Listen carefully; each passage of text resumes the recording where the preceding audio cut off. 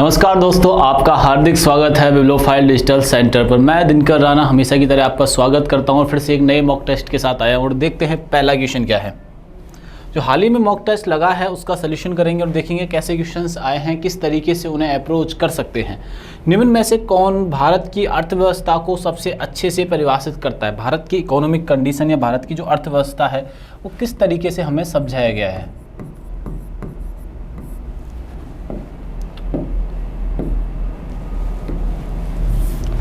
भारत की, इसको थोड़ा सा पतला कर लेते हैं, भारत की अर्थव्यवस्था।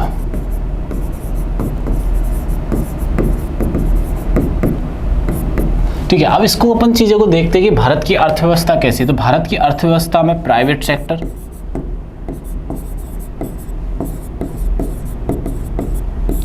एंड गवर्नमेंट सेक्टर दोनों ही कंबाइंड रूप से कार्य कर रहे होते हैं।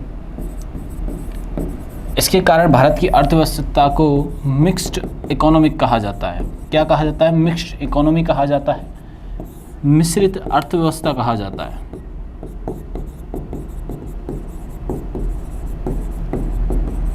अब हमें यह समझना होगा कि किस तरीके से काम कर रही होती है। प्राइवेट सेक्टर जो होते हैं बच्चों, वो लाभ के लिए काम करते हैं, स्वयं के लाभ के लिए काम करते हैं, लाभ के लिए कार्य करते हैं। दूसरी तरफ देखते हैं गवर्नमेंट सेक्टर, जो सार्वजनिक क्षेत्र है, वो जनता की भलाई के लिए, जनता के लिए कार्य कर रहे होते हैं, जनता के लिए कार्य करते हैं। तो दोनों ही भारत में अवेलेबल हैं, प्राइवेट सेक्टर भी है, प्राइवेट सेक्टर भी है और गवर्नमेंट यानी कि सार्वजनिक या सरकारी क्षेत्र भी मौजूद हैं। तो ये बात आप लोगों को यहाँ से याद रखनी है। तो मिक्स इकोनॉमी यानी कि मिश्रित अर्थव्यवस्था हमारे इस क्वेश्चन का आंसर हो जाएगा। निम्न में से किस आयोग के लिए भारतीय संविधान में कोई प्रावधान नहीं है? मतलब कहने की बात यह है कि कौन सा संवैधानिक निकाय नहीं है, संविधान के अनुसार कौन सा निकाय कार्य नहीं करता, यानी कॉन्स्टिट्यूशन के अनुसार, संविधान यानी कॉन्स्टिट्यूशन के अनुसार कौन सा नहीं है। तो कॉन्स्टिट्यूशन के अंतर्गत कौन सा आता है? निर्वाचन आयोग आता है, जिसे हम लोग इलेक्शन कमीशन बोलते हैं। निर्वाचन आयोग यानी कि इलेक्शन कमीशन जो है,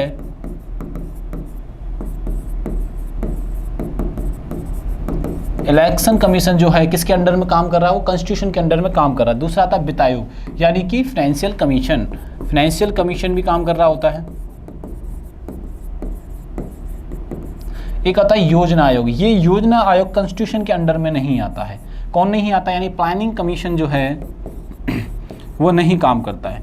अभी प्लानिंग कमीशन का 2015 में नाम चेंज कर दिया गया है, ठीक है, नीति आयोग इसे बना दिया गया है। ये बात अपने को यहाँ से याद रखनी है। तो कॉन्स्टिट्यूशन के अकॉर्डिंग कौन सा काम नहीं कर रहा है? प्लानिंग कमीशन काम नहीं कर रहा है। और काम संघ लोक सेवा आयोग यानी कि union public service commission, UPSC भी कॉन्स्टिट्यूशन के अंडर ये काम कर रहा होता है। तो ऐसे करके हमारा आंसर हो जाएगा प्लानिंग कमीशन। तो आपसे डायरेक्ट क्वेश्चन कैसे पूछे जाते हैं कि कॉन्स्टिट्यूशन या संविधान के अनुसार,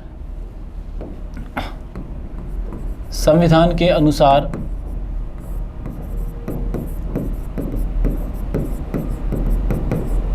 संविधान के अनुसार कौन से आयोग हैं या नहीं है, ये बात आप लोग यहाँ से ध्यान में रखनी है आपको। ठीक है, आइए नेक्स्ट क्वेश्चन करते हैं।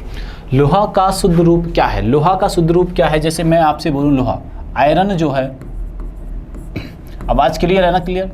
आयरन शुद्ध और अशुद्ध क्या होता है? अशुद्ध यानी कि क्या होता है और शुद्ध क्या होता है, इस तरीके से हमसे क्वेश्चन पूछ लिया जाता है। कैसे? अपन देखो, अशुद्ध में क्या होता है बच्चों? लोहे के अलावा जैसे कार्बन मिला होता है, इसमें कार्बन मिला होता है या अन्य पदार्थ मिले होते हैं। लेकिन शुद्ध लोहे के अंदर सिर्फ आयरन यानी कि लोहे की ही मात्रा होती है, आयरन यानी कि लोहे की ही मात्रा होती है। जैसे मैं आपसे कहूँ स्टील है एक तरफ, ये क्या है? मिलावट वाला लोहा है। स्टील में कुछ तत्व मिलाए जाते हैं, स्टील में क्या अन्य तत्व मिलाए जाते हैं या अन्य एलिमेंट्स मिलाए जाते हैं, अन्य तत्व या एलिमेंट्स मिलाए जाते हैं। ये बात आप लोग यहाँ से ध्यान रखना। तो इनमें से ये पूछा गया ऐसा कौन सा लोहा है जिनमें अन्य एलिमेंट नहीं मिलाए जाते, जैसे कच्चे लोहा, डलवा लोहा और स्टील सब में मिलाया जाता है। एक पिटवा लोहा ऐसा होता है जिसमें अन्य पदार्थ नहीं मिलाए जाते हैं, जिसमें लगभग 99.5% लोहा होता है।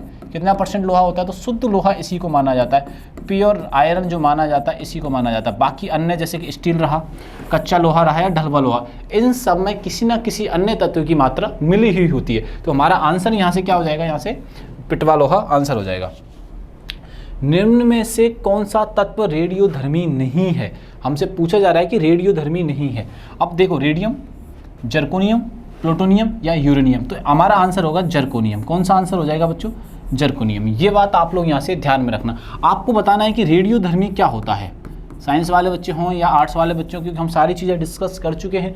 आपके कमेंट बॉक्स में बताना है कि रेडियोधर्मी क्या होता है, रेडियो एक्टिव क्या होता है। ये बात आप लोग यहाँ से साथ में हमें याद रखनी है। चलिए नेक्स्ट क्वेश्चन करते हैं। विद्युत चुम्बकीय विकिरण के लिए उनके बढ़ते हुए तरंग दैर्ध्य के क्रम में सही विन्यास बताइए। बढ़ते हुए क्रम में कौन सा सही इसमें से ऑप्शन है? जैसे सूक्ष्म तरंग या अवरक्त, दृश्य, एक्सरे। एक्सरे नहीं है भाई, एक्सरे इन सब में पहले आता। सबसे पहले अगर हम इन कॉम्बिनेशन की बात करें तो क्या होगा? एक्सरे होगा। ठीक है, अब अगले कॉम्बिनेशन की बात करते हैं तो अवरक्त किरणें होंगी। क्या होगी? इंफ्रारेड होगा। इसके बाद क्या होगा? इंफ्रारेड होगा, इंफ्रारेड। आगे चलते हैं, इनसे आगे चलते हैं। इसके अलावा क्या होगा? इसमें दृश्य होगा, विजिबल होगा। क्या होगा बच्चों? विजिबल होगा। और इसके कॉम्बिनेशन लास्ट में क्या बच गया बच्चों? सूक्ष्म बच गया, यानी कि माइक्रोवेव बच गया। तो ये हमारा आंसर हो जाएगा। अब ये देखो, ये किस में ऑप्शन में दे रखा है। ये जो ऑप्शन होगा वो आप देख सकते हो आप किस में ऑप्शन है। आपके सामने सारे ऑप्शन अवेलेबल हैं, तो फटाफट से मुझे बता दीजिए कि किस में अवेलेबल है और किस में नहीं है। देखिए एक बार, डी ऑप्शन अपना मैच खाता है। देखो, एक्सरे, एक्सरे आ रहा है, इंफ्रारेड, अवरक्त तरंगें आ रही हैं, विजिबल, दृश्य आ रहा है, और माइक्रोवेव। तो लास्ट ऑप्शन अपना कौन सा है? इसमें चौथा ऑप्शन है। तो आंसर क्या कर देंगे हम लोग? 4 नंबर यानी कि डी ऑप्शन कर देंगे। कलिंग के विरुद्ध अशोक के अभियान की जानकारी का मुख्य स्रोत निम्नलिखित में क्या है? ये ऐसा कहना चाह रहा है कि कलिंग युद्ध जो होता है तो उसका स्रोत क्या था कि हमें पता लगा कि कलिंग का युद्ध किन के बीच होता है, किन के राज्यों के बीच होता है। तो कलिंग का जो कलिंग का भी वर्तमान नाम है ओडिशा। कलिंग का वर्तमान नाम क्या है? ओडिशा। तो ये युद्ध हुआ था कलिंग वर्सेस मौर्य डायनेस्टी के मध्य। बात समझ में आई कि नहीं है? अब हमें जो पता लगा है वो शिलालेख 13 यानी रॉक एडिक्ट 13 से पता लगा है। ये बात यहाँ पे ध्यान रखना, ये मिसप्रिंट है यहाँ पे, तो आप लोग इसे 13 कर लीजिएगा। तो किससे पता लगा? शिलालेख 13 से पता लगा कि किन के बीच ये युद्ध हुआ, विजय कौन रहा। तो विजय कौन रहता है? अशोक रहता है इसमें। विजय कौन, विक्ट्री कौन प्राप्त करता है? विजय अशोक प्राप्त करता है। और इसी स्तंभ से हमें ये भी पता लगता है कि इस युद्ध के पश्चात इसका हृदय परिवर्तन होता है। हृदय परिवर्तन के बाद ये धम्म की तरफ आकर्षित होता है। धम्म से मतलब है बौद्ध धर्म, धम्म की तरफ आकर्षित होता है, धम्म की तरफ आकर्षित होता है। इसके अलावा यानी कि बौद्ध धर्म में कन्वर्ट होता है। आप इस लैंग्वेज को आप ऐसे भी समझ सकते हो, बौद्ध धर्म को अपना लेता है। तो आपसे ये पूछा जाता है कि बौद्ध धर्म को अपनाने का हमें सोर्स या पता कैसे, किस शिलालेख से पता लगता है? तो शिलालेख 13 से पता लगता है। ये बात आप लोग यहाँ से ध्यान रखना। अशोक के बारे में, इस अभियान के बारे में यानी कलिंग वॉर के बैटल के बारे में हमें पता कहाँ से लगा है? शिलालेख 13 से हमें पता लगता है। चलिए नेक्स्ट क्वेश्चन पे। समुच्च रेखा समान के स्थलों को जोड़ने वाली काल्पनिक रेखा है। जैसे कि मैं बोला एक ग्लोब है, इसमें जो फिक्शन लाइन होती है जैसे कि इक्वेटर रहा, ठीक है, कर्क रेखा रही और मकर रेखा रही। ये जो लाइन खींची गई है ये कैसी खींची गई है? टोटली क्या है बच्चों? ये इमेजिनरी लाइन्स हैं। ये कैसी लाइन है? यानी कि काल्पनिक रेखा है बालकों। कैसी रेखा है? काल्पनिक। और हमसे ये पूछा जा रहा है कि समुच्च रेखा का समान के स्थलों को जोड़ने वाली काल्पनिक रेखा को क्या कहा जाता है? एलिवेशन यानी कि उच्चता के स्थलों को क्या कहा जाता है? तो इस स्थान पे क्या लिखेंगे अपन? उच्चता लिख देंगे। इस स्थान पे क्या लिखेंगे बच्चों? उच्चता लिख देंगे। ठीक है जी। आओ नेक्स्ट क्वेश्चन पे चलते हैं। निम्नलिखित को मिलान कीजिए। निम्नलिखित का मिलान करना है कि ये बताना है कि ऑप्शन देखो, इसका मैं पहले भी कई बार आपको बता चुका हूँ किससे क्या डील करनी होती है। जैसे कि हंटर है तो ये देखो कहाँ पे क्या दे रखा है। ठीक है, हंटर जो कमीशन है वो कब हुआ था? तो 1882 में होता है। हंटर कमीशन होता है 1882 में। अगर आपको सारे ऑप्शंस मैच करने की जरूरत नहीं पड़ेगी, अगर आपने ऑप्शन एलिमिनेशन यहाँ से सीख लिया।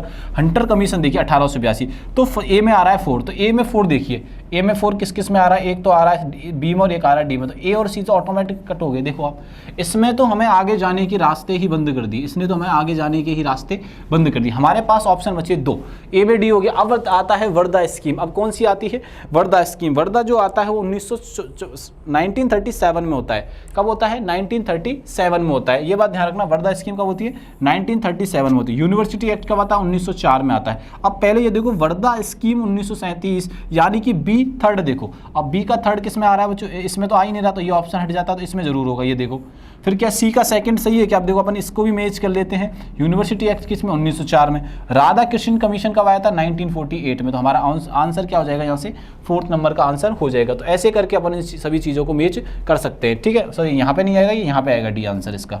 ठीक है, आओ नेक्स्ट क्वेश्चन पे अपन चलते हैं। प्रसिद्ध खजुराहो मंदिरों का निर्माण किसने किया था। तो देखो खजुराहो मंदिरों का निर्माण किसने किया था और कब किया था, दोनों चीज़ें हमसे एग्जाम में पूछ ली जाती हैं। खजुराहो के जो टेम्पल्स हैं ये वर्ल्ड फेमस टेम्पल है, बल्कि एक मंदिर नहीं है, ये बहुत सारे मंदिरों का समूह है। खजुराहो मंदिर एमपी में है।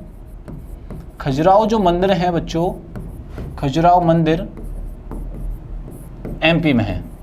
इनका निर्माण चंदेल शासकों ने करवाया था। इनका निर्माण किसने करवाया था, चंदेल शासकों ने करवाया था। चंदेल शासकों ने करवाया था। कब करवाया था, 950 ईस्वी से लेकर 1050 ईस्वी के मध्य ये करवाते हैं। कब करवाते हैं, 1050 ईस्वी से ले 950 ईस्वी से लेके 1050 ईस्वी तक ये करवाते हैं। चंदेल शासकों ने करवाया खजुराहो मंदिरों का निर्माण। तो यही तो हमसे पूछा जा रहा है कि चंदेल शासक, तो यहाँ पे क्या लिखेंगे, चंदेल राजाओं ने खजुराहो मंदिरों का निर्माण करवाया था। ये बात आप लोग यहाँ से ध्यान रखना। अगर आपसे पूछ लिया जाता कि हाल ही में जो रथ यात्रा निकाली जा रही है, कहाँ पे निकाली जा रही है, जगन्नाथपुरी में निकाली जा रही है, तो जगन्नाथपुरी का मंदिर किसने बनवाया था। जगन्नाथ जो पुरी का पुरी में जो मंदिर है जगन्नाथ, ये निर्माण किसने करवाया था, निर्माण किसने करवाया था, ये आपको कमेंट बॉक्स में बताना है बच्चों। तो इस क्वेश्चन का आंसर क्या हो जाएगा, चंदेल शासक। वैनगंगा और पैनगंगा किसकी सहायक नदियां हैं। वैनगंगा और पैनगंगा जो सहायक नदियां हैं, ये नदियां हैं गोदावरी की। किसकी है बच्चों, गोदावरी की। ये बात आप लोग यहां से ध्यान रखिएगा, इंपॉर्टेंट है ये सारी चीजें, तो हमें यहां से ये याद रखना है। फरक्का परियोजना किस राज्य में स्थित है। फरक्का जो परियोजना है वो किस राज्य में स्थित है। जैसे हमने अभी देखा चंदेल शासक, फिर देखा गोदावरी नदी। ठीक है, गोदावरी नदी जो है नासिक जिले में है, त्रिवेकेश्वर से निकलती। अब फरक्का के बारे में पूछा जा रहा है, चलो इसके बारे में देखते हैं। फरक्का कहाँ पे है। फरक्का परियोजना जो है इसे फरक्का बैराज के नाम से भी जाना जाता है। किसके नाम से जाना जाता है, फरक्का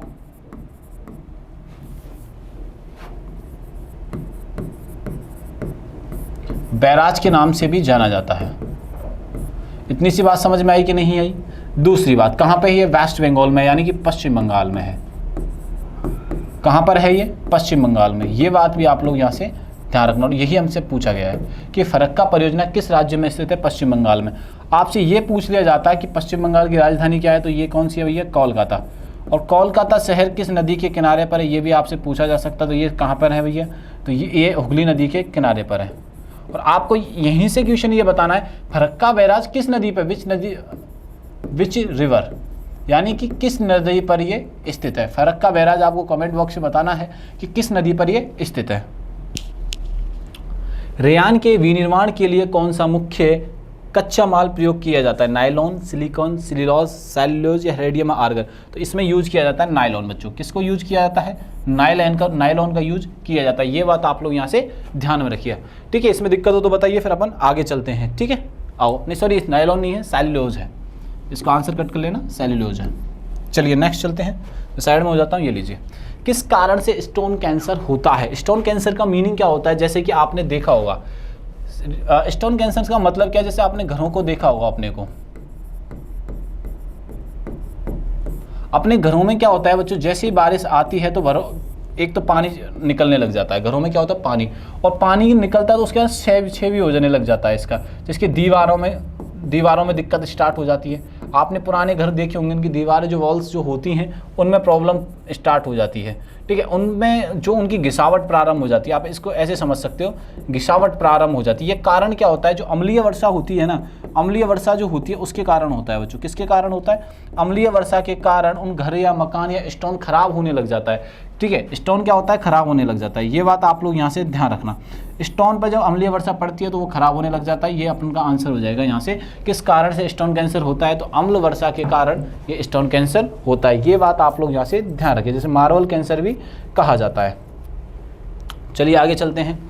जल की कठोरता को सामान्य रूप से किसके संदर्भ में मापा जाता है, तो आपको ध्यान रखना, तो जल की कठोरता को सामान्य रूप से किस में नापा जाता है, magnesium carbonate, magnesium sulphate, calcium carbonate, calcium sulphate. तो आंसर हो जाएगा कैल्शियम कार्बोनेट के माध्यम से हमें ये मापा जाता है। ये बात याद रखनी है यहाँ से। चलिए आगे से चलते हैं।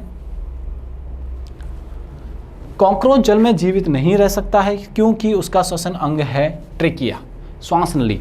जो कॉकरोच जो होता है सांस लेता है श्वास नली से। श्वास किससे लेता है, ये श्वास नली से लेता है। और श्वास जब श्वास नली से ले रहा होता है तो पानी में कैसे ले पाएगा, ये पानी में ये कैसे सांस लेगा, पानी में कैसे सांस नहीं ले पाता, पानी में सांस नहीं ले पाता है, सांस नहीं ले पाता है। समझ में आई कि नहीं है। चलिए नेक्स्ट चलते हैं। आंसर क्या हो गया यहाँ से, बी आंसर हो गया। निम्नलिखित में से कौन सा जैव निम्नीकरणीय है, तो इनमें से जो है डीडीटी, प्लास्टिक, एल्युमिनियम। तो कागज है, ठीक है, कागज क्या है, किसी भी जीव के माध्यम से, ठीक है, या बैक्टीरिया के माध्यम से ये खत्म हो जाएगा। इसका क्या किया जा सकता है, समाप्त किया जा सकता है, इसका जैव निम्नीकरण किया जा सकता है। लेकिन एल्युमिनियम रहा, डीडीटी रहा और प्लास्टिक, इनका जैव निम्नीकरण नहीं किया जा सकता। तो आंसर हमारा क्या है, कागज। जैसे मैं आपको कहूँ प्लास्टिक को सीधी आसान भाषा में समझने का प्रयास करते हैं। प्लास्टिक एक तरफ कागज गल जाएगा, कागज़ क्या हो जाएगा, गल जाएगा और उसका ना वो एक तरीके से समाप्त हो जाएगा। लेकिन प्लास्टिक को समाप्त नहीं किया जा सकता, उसका पुनर्निर्माण ही किया जा सकता है। क्या किया जा सकता है, इसका पुनर्निर्माण या पुनः विनिर्माण किया जा सकता है। ये बात आप लोग यहाँ से ध्यान रखना, कागज़ समाप्त होने के बाद उसका पुनर्निर्माण नहीं किया जा सकता है। निम्नलिखित में से कौन सी आर्थिक गतिविधि भारत में अधिकतम लोगों को रोजगार देती है। मैं हमेशा कहता हूँ भारत एक कृषि देश है। भारत एक कैसा देश है, कृषि प्रधान देश है। भारत एक कृषि प्रधान देश है। भारत की अधिकांश जनसंख्या खेती में लगी हुई है। भारत की अधिकांश जो जनसंख्या है, भारत की अधिकांश जनसंख्या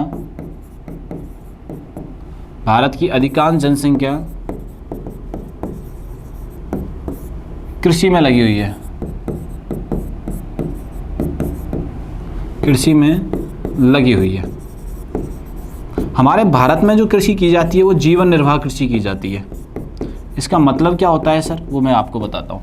भारत में जो कृषि की जाती है वो जीवन निर्वाह कृषि की जाती है। जैसे कि हमारे भारतीय जो किसान है ना, उनका टारगेट ये, देखो जनरली भाषा में बात करूँ तो ये रहता है कि इस साल की जो जीवन है मेरा निकल जाए, इस साल मेरी खेती में इतनी इनकम हो जाए कि मैं छोटे छोटे एक्सपेंस से इसको चुका सकूँ। उसका लॉन्ग टर्म प्लान नहीं होता। जैसे एक बिजनेसमैन लेके 5 साल या 10 साल का प्लान लेके चलता है, तो एक किसान ये सोच के काम कर रहा होता है इस साल जितनी मेरी फसल हो उससे मेरी बेटी की पढ़ाई हो जाए, बेटी या बेटे की शादी हो जाए, बस उतना सा ही एक प्लान लेके चल रहा होता है, जैसे कि उसका जीवन यापन कर पाए। जीवन निर्वाह का सीधा सा मीनिंग होता है जीवन यापन करना। लेकिन एक बिजनेसमैन एक लॉन्ग टर्म प्लान बनाता है और वो पैसे कमाने की ओर अग्रसर होता है। उसी तरीके भारतीय किसान जीवन निर्वाह कृषि करने के कारण वो पिछड़ा हुआ महसूस अपने आप को करता है और पिछड़ा हुआ रहता भी है।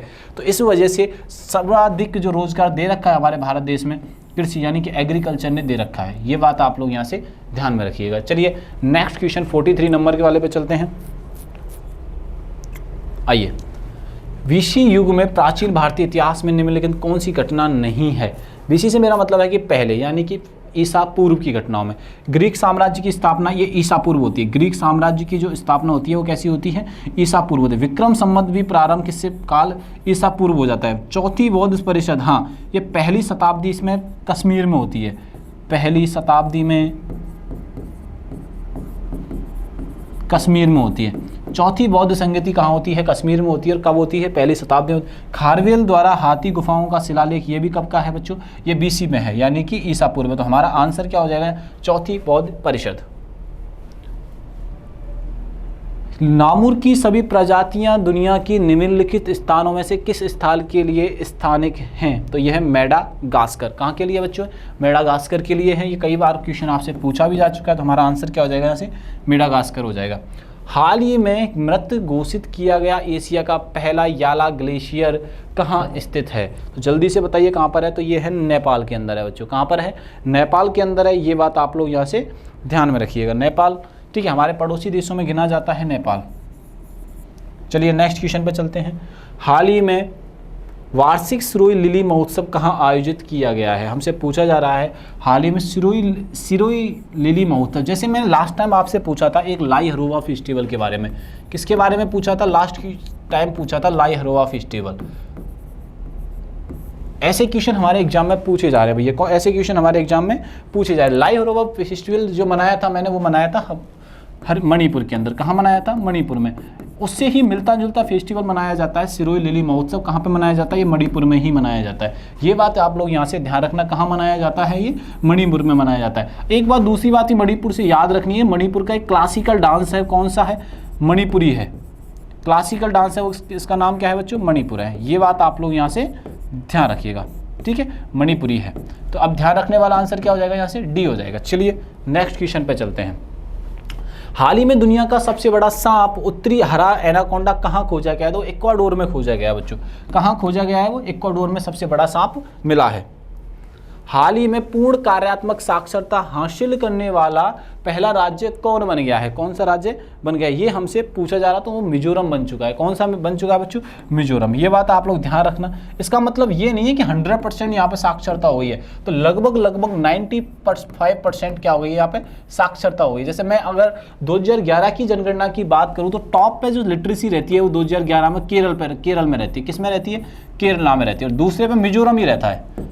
दूसरे पे कौन होता है? मिजोरम ही होता है। लेकिन यहाँ पे बात रखने वाली याद क्या? अब मिजोरम केरल से भी आगे निकल चुके हैं। तो अभी क्या बात याद रखनी है? कार्यात्मक साक्षरता का मीनिंग ये नहीं कि 100% लोग ही वहाँ के साक्षर हो गए, नहीं, 95% से ज़्यादा लोग वहाँ के साक्षर है। तो हमारा आंसर क्या हो जाएगा? यहाँ से मिजोरम हो जाएगा।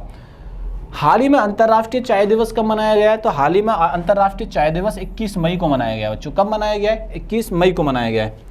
भारत में अपना परिसर प्रारंभ करने वाली इलिनॉइस टेक यूनिवर्सिटी किस देश की पहली यूनिवर्सिटी होगी?